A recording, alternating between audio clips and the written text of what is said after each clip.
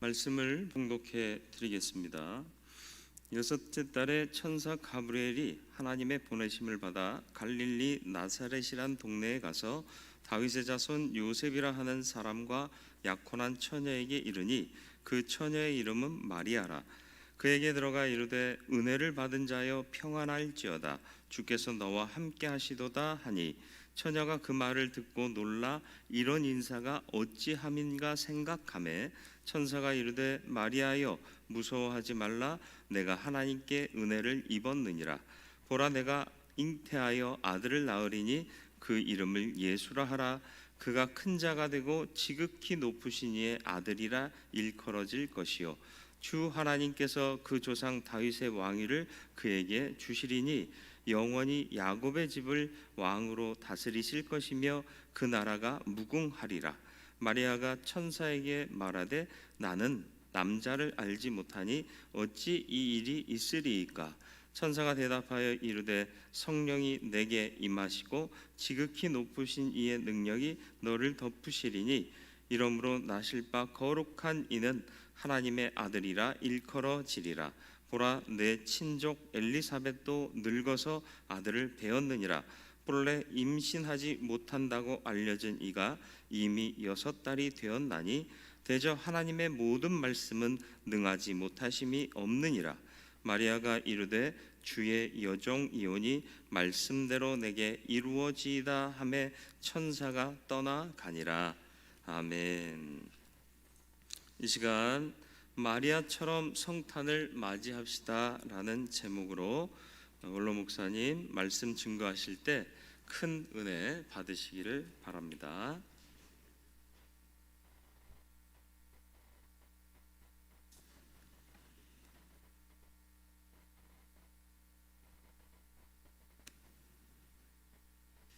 할렐루야. 오늘 비대면 예배 설교를 처음 제가 하게 됐는데, 저는 한 3년 동안 충북 괴산에 있는 교회 가서 매주일 예배 인도를 했습니다. 그래서 그 교회 식구들이 다 모이면 15명, 거기서 1명, 2명 빠지면 12명, 13명, 그런 데서 제가 설교를 해왔습니다. 그래서 이렇게 적게 우리 비대면으로 예배를 드리나 익숙해져서 아무런 마음에 부담이 없습니다. 특별히 오늘 집에서 같이 예배를 드리는 우리 대은의 가족들에게 2020년도 성탄절을 맞이하면서 우리 한번 서로 같이 인사를 나누시면 되겠습니다. 자막은 메리 크리스마스, 새해 복 많이 받으세요. 이 자막으로 우리 같이 서로 인사를 나누시면 좋겠습니다. 메리 크리스마스, 새해 복 많이 받으세요. 지극히 높은 곳에서는 하나님께 영광이요, 땅에서는 사람들 중에 평안하다 하셨습니다. 성탄의 축복이 온 인류와 이 나라에 충만하심을 기원합니다. 성탄은 아기 예수님이 사랑과 평화, 용서와 믿음의 선물을 가지고 세상에 오신 날입니다. 아기 예수님의 탄생을 기쁜 마음으로 경배하며 우리 대원의 성도들에게 가정과 삶에 주님이 이 땅에 탄생하신 축복이 가득하시기를 주의 이름으로 기원합니다. 오늘은 이제 벌써 2020년도가 며칠 남지 않았습니다. 올해는 국가적으로 전 세계적으로 코로나로 인하여 큰 고통을 겪은 한 해였습니다. 그러나 지금은 한 해를 돌아보고 새해를 어떻게 맞이할 것인지 기도해야 할 때라고 생각이 들어졌습니다. 과거를 반성하는 사람만이 미래를 내다볼 수가 있고, 미래를 계획하는 자만이 현재를 성공적으로 살아갈 수가 있게 될 줄로 생각합니다. 우리 그리스도인들은 지금의 고난과 고통 때문에 좌절하거나 미래를 포기할 것이 아니라 하나님의 영광과 승리를 꿈꾸며 우리에게 주어진 사명을 잘 감당해야 할 때라고 믿습니다. 그런 면에서 오늘 주제되는 마리아는 우리에게 좋은 모범과 교훈이 되는 귀한 메시지가 되리라고 믿습니다. 2020년도 성탄절을 맞이하면서 우리 모두가 마리아처럼 성탄절을 맞이합시다 라고 하는 주제로 오늘 말씀을 함께 나누고자 하는 것입니다. 죄송합니다.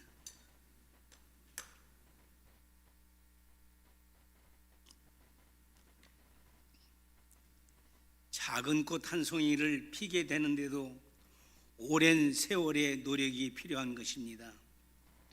모든 성취는 목표를 향해 온갖 어려움을 극복하는 사람만이 받는 영광입니다.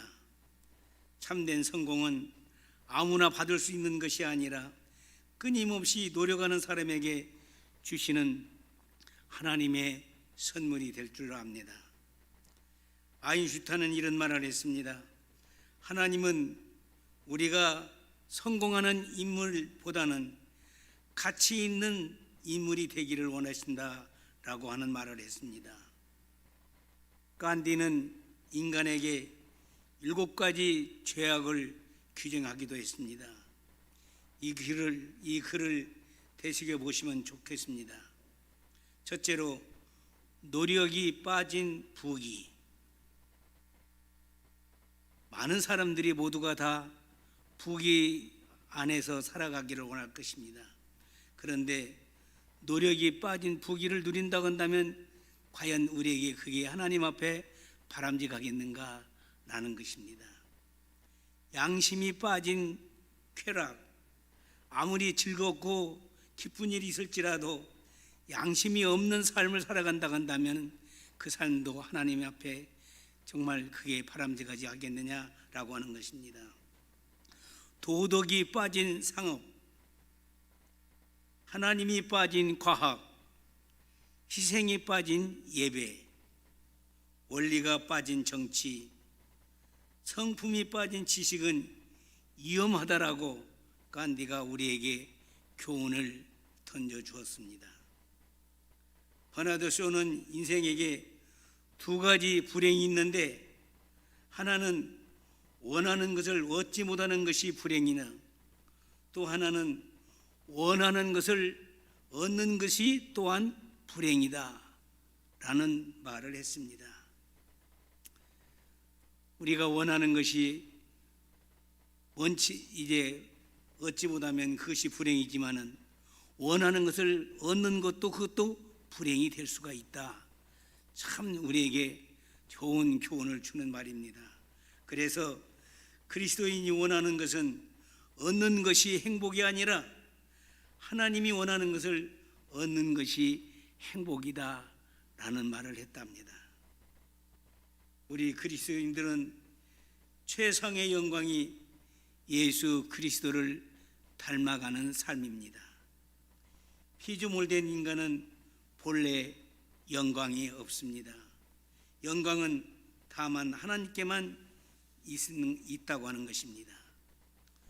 요한복음 1장 14절의 말씀을 보면은 말씀이 육신이 되어 우리 가운데 거하심에 우리가 그의 영광을 보니 아버지의 독생자의 영광이다. 은혜와 진리가 충만하더라 라고 했습니다. 우리는 발광체가 아니기에 스스로 빛을 낼 수가 없습니다. 다만 빛을 받아 비출 뿐인 것입니다. 그러므로 오늘 말씀은 성탄을 어떻게 맞이할 것인지를 잘 가르쳐주는 교훈이 되고 있습니다. 가브리엘 천사가 예수님의 탄생을 제일 처음 예고받은 사람이 마리아였습니다. 사람들은 마리아에 대하여 너무 높이거나 또는 무관심한 태도로 보는 경향이 있는 것 같습니다. 캐톨릭에서는 마리아를 너무 높이고 우리 개신교에서는 너무 무관심한 경향이 없지 않아 있는 것 같습니다. 캐톨릭에서는 마리아를 하나님의 어머니로 보는 잘못된 견해가 있기도 합니다. 마리아를 예수님의 어머니로 보는 것이 논리적으로 보면 그게 옳은 것이라고 생각이 들어집니다. 그래서 예수님은 마리아의 몸을 빌리신 것이지 영원전부터 계시는 하나님의 어머니는 아니라고 하는 것입니다. 승천하는 마리아의 그림은 지나친 숭배이고 비성경적인 것입니다.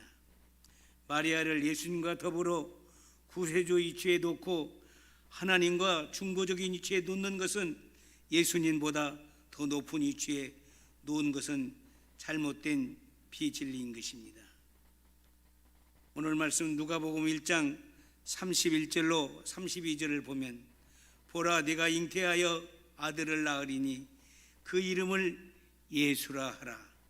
그가 큰 자가 되고 지극히 높으신 이의 아들이라 일컬어질 것이요 라고 말했습니다. 하나님의 계시의 초점은 예수님이지 마리아는 결코 아닌 것입니다. 다만 우리는 성탄절에 예수님을 높여야 할 것입니다. 그렇다고 마리아에게 부여한 하나님의 은혜를 무시하자는 경향은 결코 아닙니다.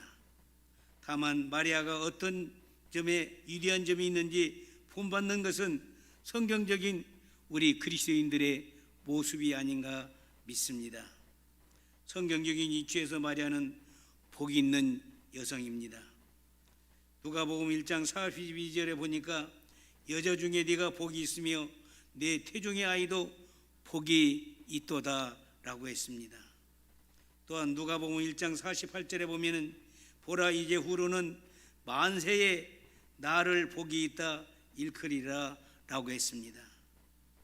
이처럼 마리아는 복받은 사람이라고 성경은 증거하고 있습니다. 그럼 마리아는 어떤 사람입니까?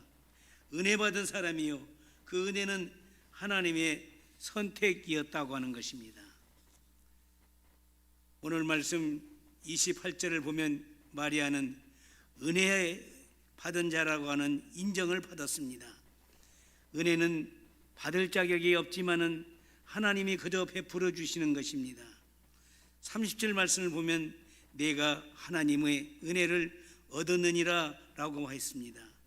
마리아는 하나님의 은혜를 갈망했던 사람이었고 하나님의 사랑을 사모했던 사람이었습니다. 하늘에 소망을 두고 메시아를 기다린 사람이었다고 하는 것입니다.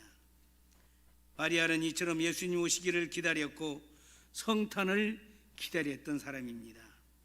예수님 오시기를 사모하는 자세가 마리아의 삶에 있어서 중대한 고비였습니다. 이것이 우리의 자세가 되어야 되지 않겠느냐라고 하는 것입니다. 주님이 오시기를 사모하는 사람에게 마리아가 받은 축복이 있게 될 줄로 믿습니다. 그럼 마리아는 성탄을 어떻게 맞이했는지 우리 한번 살펴보겠습니다. 첫 번째로 마리아는 겸손함으로 성탄을 맞이하게 되었습니다. 38절에 보면은 마리아가 가로되 주의 계집종이오니 말씀대로 되게 이루어지이다 라고 했습니다. 천사는 성품이 겸손한 마리아에게 은혜를 받은 여인이라고 인정을 했습니다.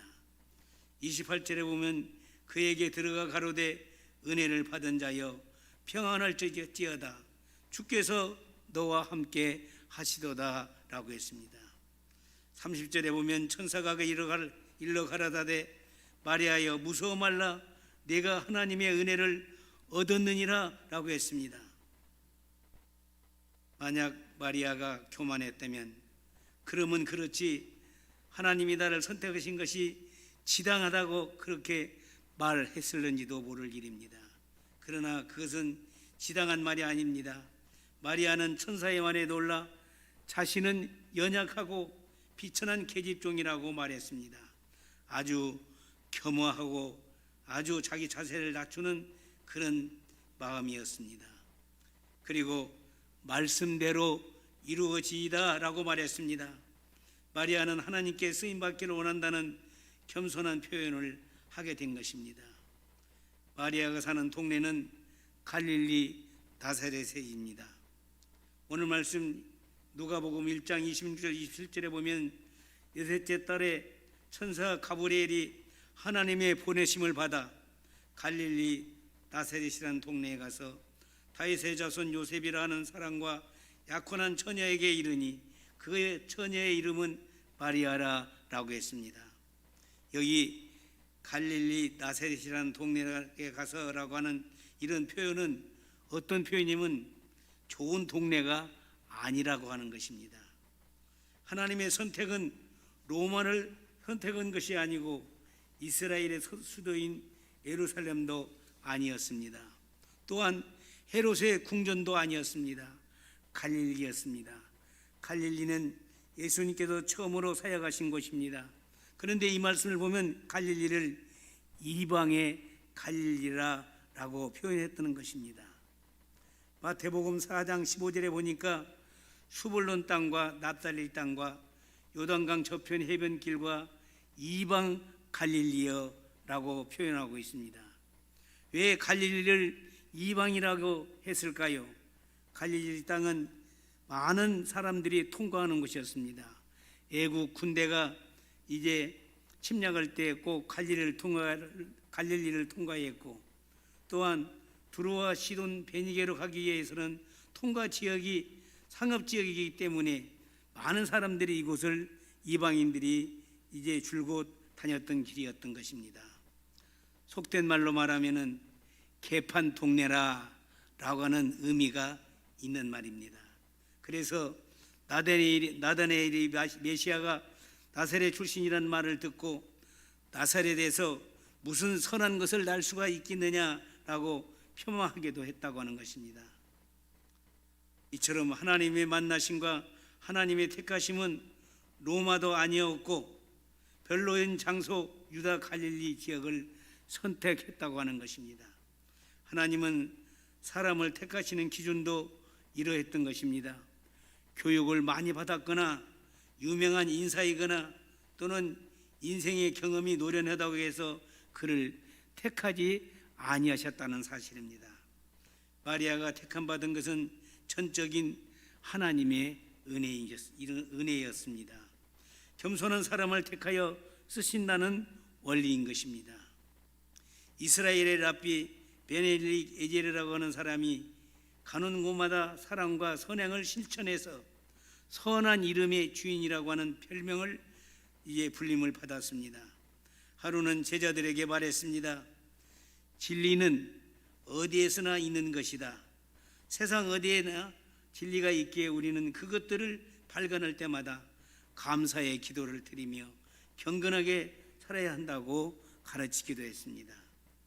이때 가르침을 받은 한 제자가 물었습니다. 선생님, 진리가 그렇게 흔하다면 길바닥에 돌멩이와 같이 흔한 것인데 발견한 사람들은 왜 이리 적느냐고 물었습니다. 그때 랍비가 대답을 합니다. 네 말이 맞다. 그러나 길가에 돌멩이도 주우려면 허리를 숙이지 않으면은 이제 돌멩이를 주울 수 없는 것처럼 우리가 허리를 숙이는 사람만이 진리를 발견할 수 있다라는 말을 했다고 하는 것입니다. 진리를 찾는 사람은 겸손해야 한다는 말입니다. 겸손이란 나를 내려놓고 하나님 앞에서나 사람에게 허리를 숙이는 태도인 것입니다. 주님 앞에 겸손히 나아가면 구원의 은혜를 또한 깨달을 수가 있게 될 것입니다. 조나단 에드워즈는 이런 말을 했습니다. 마귀의 손아귀에서 멀리 벗어나게 하는 것은 겸손밖에 아무것도 없다라는 말을 했습니다. 잠언 16장 18절을 보면 교만은 패망의 선봉이요 거만한 마음은 넘어짐의 앞잡이니라 라고 했습니다. 벤자민 프랭클린은 1706년에 가난한 가정에 태어나 믿음으로 수많은 환경을 극복하며 위대한 정치가 또한 과학자, 사상가가 되기도 했습니다. 프랭클린은 피레침을 발명하였고 미국 독립선언서 기초문안을 작성하기도 했습니다. 그런데 그는 말하기를 성공한 자는 물질이 아니라 겸손과 창조적인 마음임을 알았다라는 말을 했습니다. 젊은 시절 그는 급하게 방문을 열고 밖으로 나가려다가 그만 자기 머리를 부다친 적이 있었습니다. 그때 누군가가 충고했습니다. 젊은이, 당신 앞에 놓여 있는 세상을 살아갈 때에 겸허하게 허리를 굽히시오. 그러면 충돌은 모면하게 될 것입니다. 라는 말을 했다고 했습니다.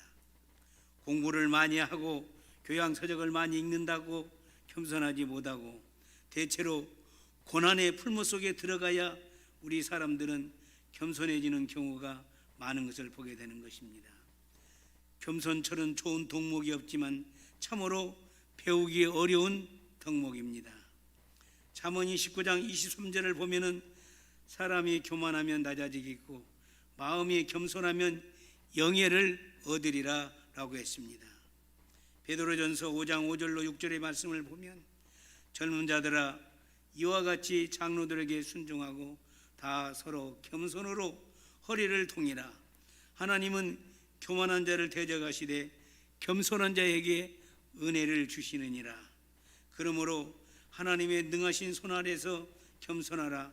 때가 되면 너희를 높이시라 라고 하셨습니다. 20세기 타임지가 과학자 아인슈타인을 이런 이야기를 했습니다. 저는 하루에 몇 번씩이나 지금의 내가 된 것은 얼마나 많은 동료들의 노력으로 이루어졌는지를 생각하고 감사를 드린다라고 말했습니다. 세계 최고의 과학자로 노벨상을 받고 천재가 된 아인슈타인이지만은 동료들의 도움 없이는 지금 내가 이런 사람이 될 수가 없었다고 하는 겸손한 고백을 하기도 했습니다. 겸손의 축복과 은사는 어려운 시련 속에서 허리를 굽을 때 받을 수 있는 선물이라는 사실을 우리는 잊지 말아야 할 것입니다. 마리아는 성탄을 맞이할 때 그런 겸손한 마음을 가지고 이제 성탄을 맞이했다는 사실을 우리가 마음에 늘 이제 잊지 않아야 될 것입니다. 두 번째로 마리아는 믿음으로 성탄을 맞이했습니다. 누가복음 1장 45절에 보니까 주께서 하신 말씀이 반드시 이루어지리라고 믿은 그 여자에게 복이 있도다 라고 했습니다. 믿음은 이성으로 이해가 안 되는 하나님의 전능하심을 신뢰하는 것입니다. 37절의 말씀을 보면 대저 하나님의 모든 말씀은 능치 못하심이 없느니라 하셨습니다. 38절에 보면 말씀대로 내게 이루어지이다 라고 했습니다. 마리아는 처음에 잠시 놀랐습니다. 사내를 알지 못하는데 어찌 이런 일이 있겠느냐고 하는 생각에 빠지게 됐습니다. 그러나 믿음으로 하나님의 말씀을 그는 수락을 했다고 하는 것입니다. 하나님이 함께 하신다면 무에서 유를 창조하시고 하나님이 함께 하신다면 주의 손이 마리아와 함께 하신다면 가능하다고 고백을 하게 된 것입니다. 믿음은 하나님의 말씀을 순종하는 것이고 순종하는 것이라고 하는 사실입니다. 그래서 마리아는 믿음의 고백을 이렇게 하게 됐습니다. 47절의 말씀을 보면 마리아는 내 마음이 하나님 내 구주를 기뻐하였다라고 고백했습니다. 믿음의 길은 칼 같은 아픔이 있을 수가 있습니다. 남자를 몰랐던 처녀 마리아는 잉태할 것을 믿음으로 순종하게 되었다고 하는 것입니다. 믿음으로 그는 받아들였다고 하는 것입니다. 아기 예수님을 잉태했을 때 수많은 사람들의 따가운 눈총과 돌에 맞아 죽을 수도 있는 위험이 있었던 것입니다. 칼로 찌르는 아픔과 고통이 있게 된 것입니다. 믿음의 길은 이렇게 이제 아픔과 고통이 있었다고 하는 것입니다. 그런데 우리는 믿음의 길은 기도의 생활이요, 기도할 때 불가능이 가능하게 되는 줄로 믿습니다. 1940년 세계 제2차 대전 때에 영국이 위기에 처하게 됐답니다. 영국 군인이 이제 적군으로 해 포위를 당했습니다. 이곳에서 이제 실패하게 되면은 이제 영국은 무너지게 되는 것입니다. 이때 5월 26일 날 전 국민이 하나님 앞에 기도하게 됐답니다. 놀라운 사실은 전세가 호전이 됐다는 것입니다. 승리의 기반을 가지게 됐은 것입니다. 이 은혜를 체험하게 된 영국과 미국 두 나라가 함께 9월 8일 날을 전 국민이 기도의 날로 정하고 기도하게 되었습니다. 결국 전세는 역전이 되었고 승리하게 되었습니다. 기도하면 하나님의 놀라우신 능력이 임하게 돼서 도리어 폐해가 될 것을 승리하게 된다는 사실인 것입니다. 만유 인력을 발견한 뉴턴은 이런 말을 했습니다. 만원경은 눈으로 볼 수 있는 것을 눈으로 볼 수 없는 것을 보게 하지만은 기도하면 눈으로 볼 수 없는 하나님의 나라를 볼 수 있다라고 하는 말을 했습니다. 마리아는 예수님이 십자가에 죽는 광경을 직접 목격하고 십자가 밑에서 마지막 절규의 소리를 들어야 하는 아픔이 있었던 것입니다. 믿음으로 순종할 때는 축복과 영광이 오지만 그 삶에는 값비싼 대가를 치를 각오가 있어야 한다고 하는 것입니다.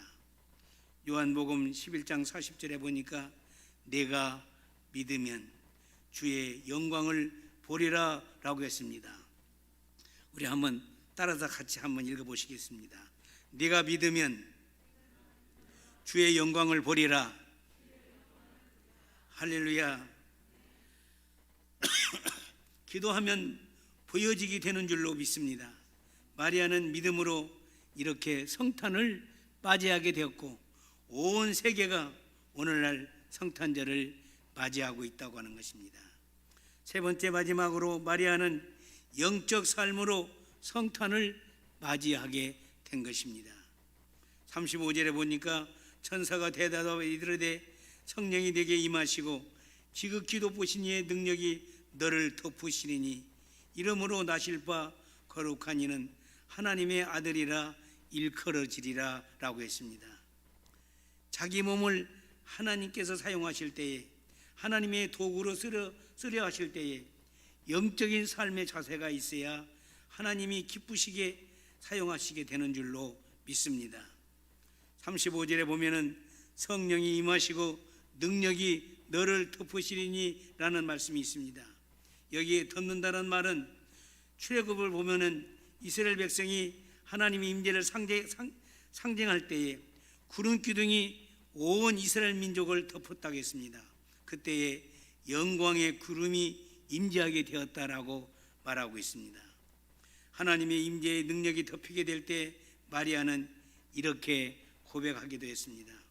37절 38절에 보니까 대저 하나님의 모든 말씀은 능하지 못하심이 없느니라. 마리아가 가로되 주의 여종이오니 말씀대로 내게 이루어지이다 하며 천사가 떠나가니라 라고 하셨습니다.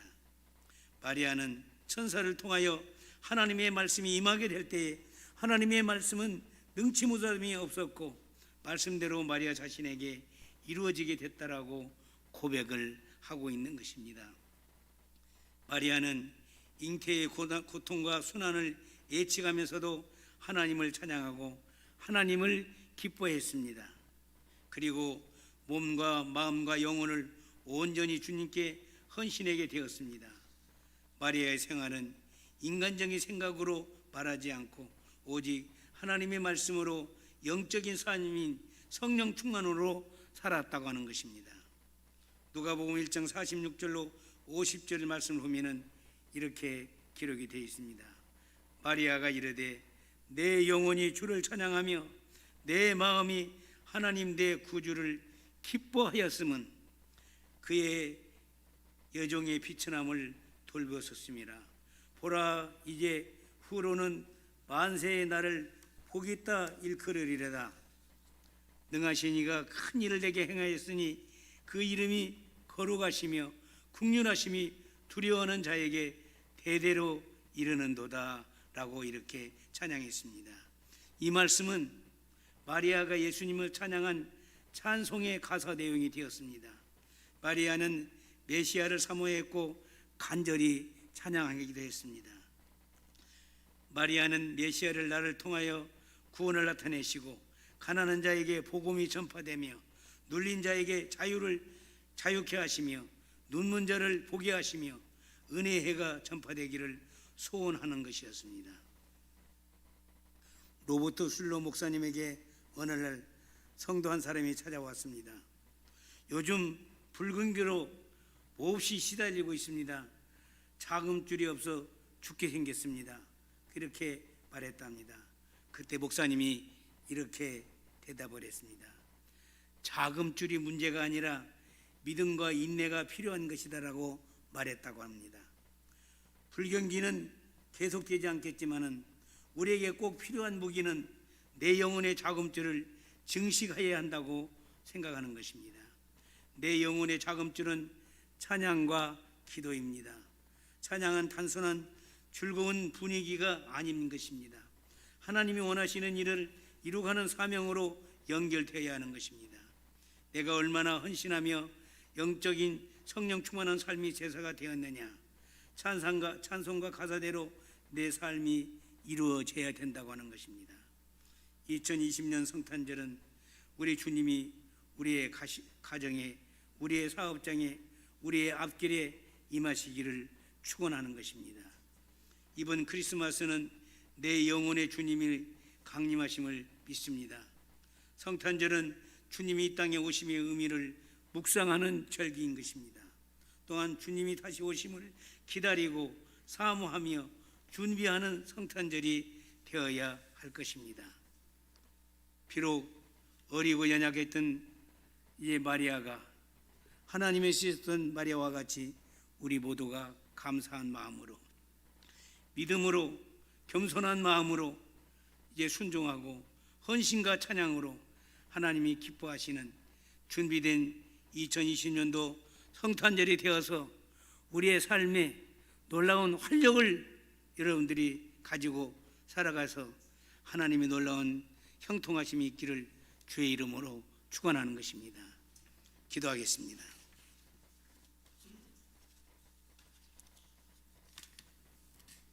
힘들고 고통스럽고 어려운 세파를 견디며 한 해도 살아왔습니다.